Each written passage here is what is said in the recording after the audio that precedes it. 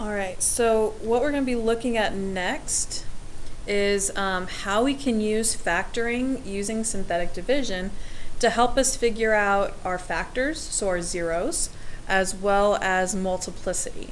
So all of this is the long division and synthetic division are just tools to help us with larger than quadratic polynomials, find the zeros, solve, and be able to graph it.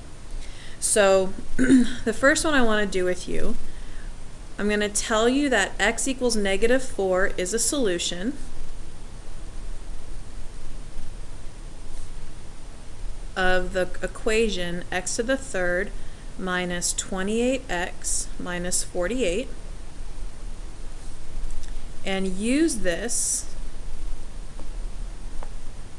to factor completely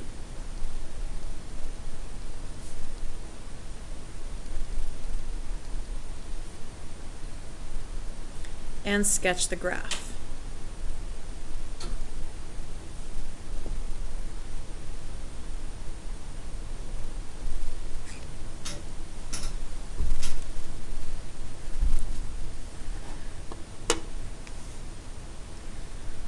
So, first thing we want to do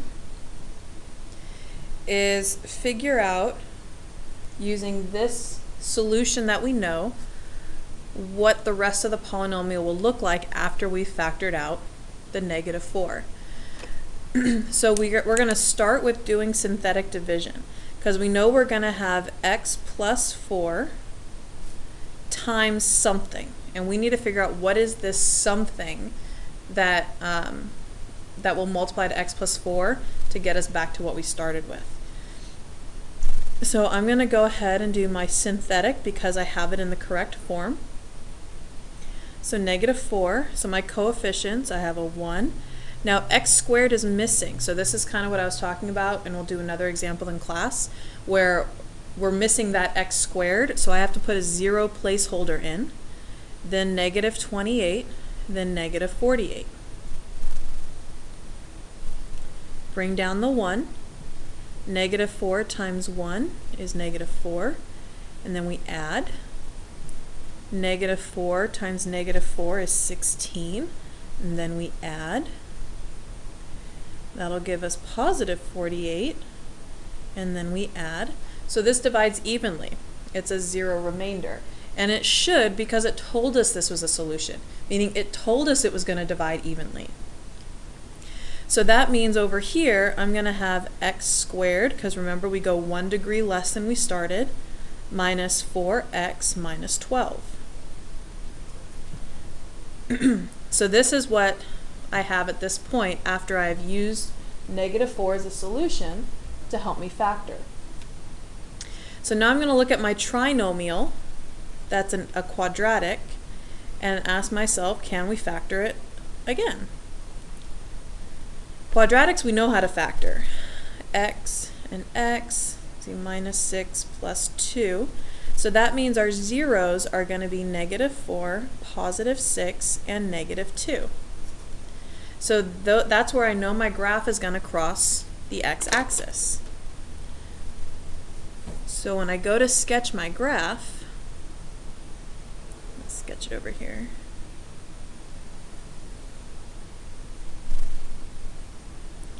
Let's see, I know I'm going to have -4, -2, and 6. So again, these are sketches. So I know I'm going to go here, here, and here. They all have a multiplicity of 1, so that tells me I'm crossing at each of these. When I look at my end behavior, so if I look at end behavior,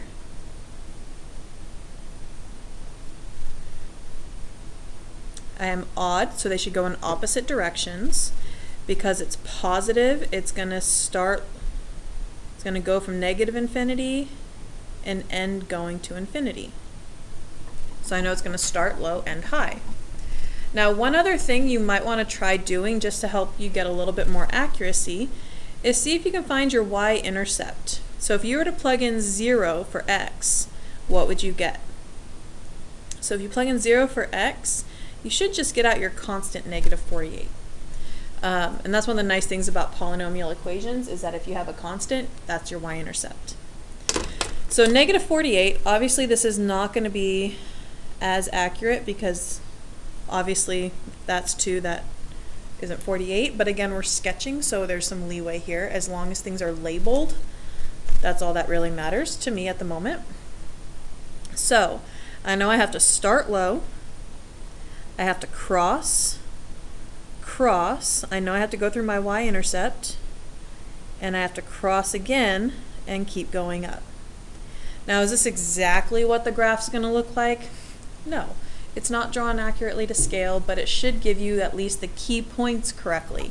That we're starting low, crossing at each intercept, and then crossing through our y-intercept before going up to infinity.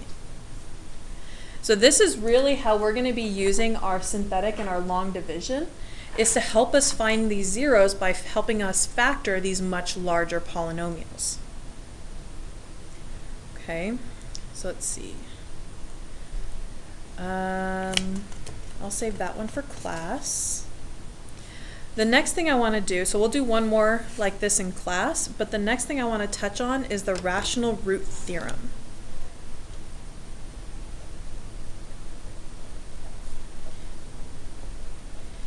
Now, what this theorem says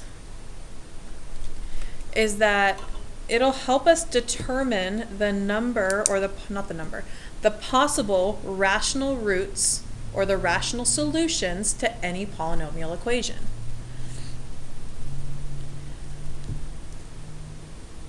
So in order to use it, it's kind of a lot easier to see.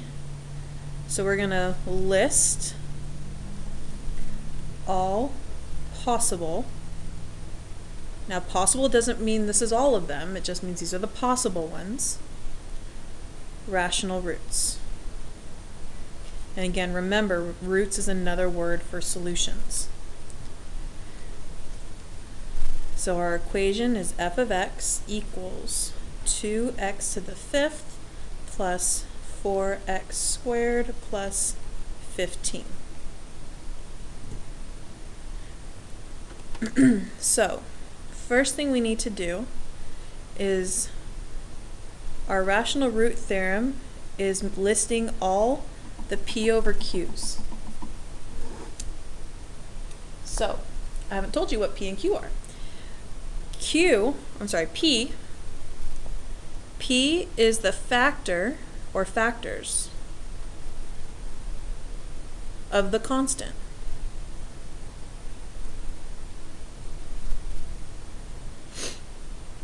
So in this case, our p-values are 1, 3, 5, and 15. Those are all of our factors of 15. Our q's are the factors of your leading coefficient.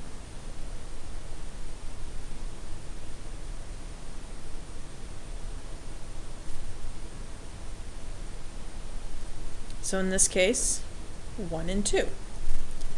So what we're going to do is we're going to list all of the fractions p over q that we could possibly have. So how I tend to do this is I start with a p, and I put that over everything, and then I'll go to the next p, put that over all the q's, and then the next one, until I've gotten through all of them.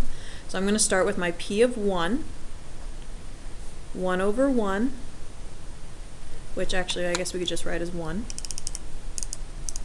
We don't have to write 1 over 1. Plus or minus 1 over 2. Now I'm going to move on to 3.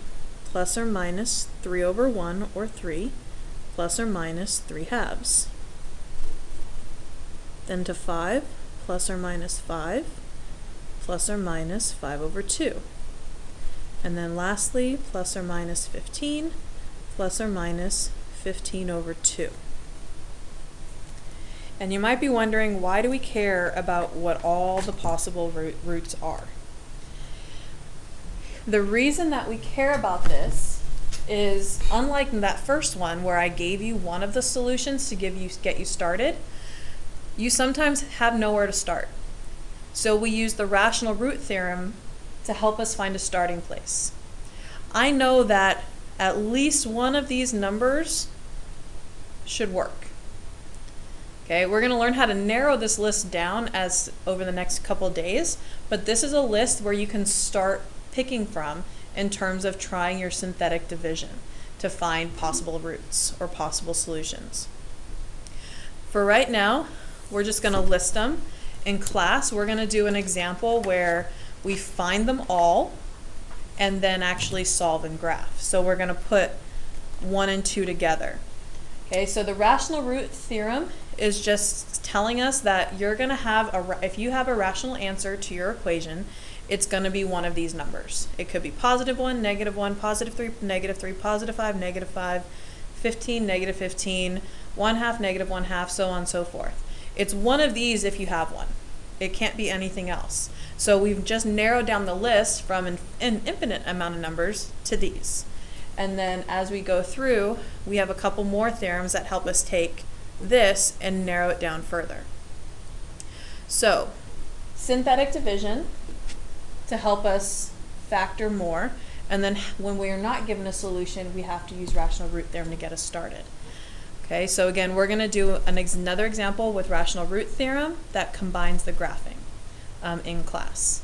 So if you have any questions, come with those, and we'll see how it goes.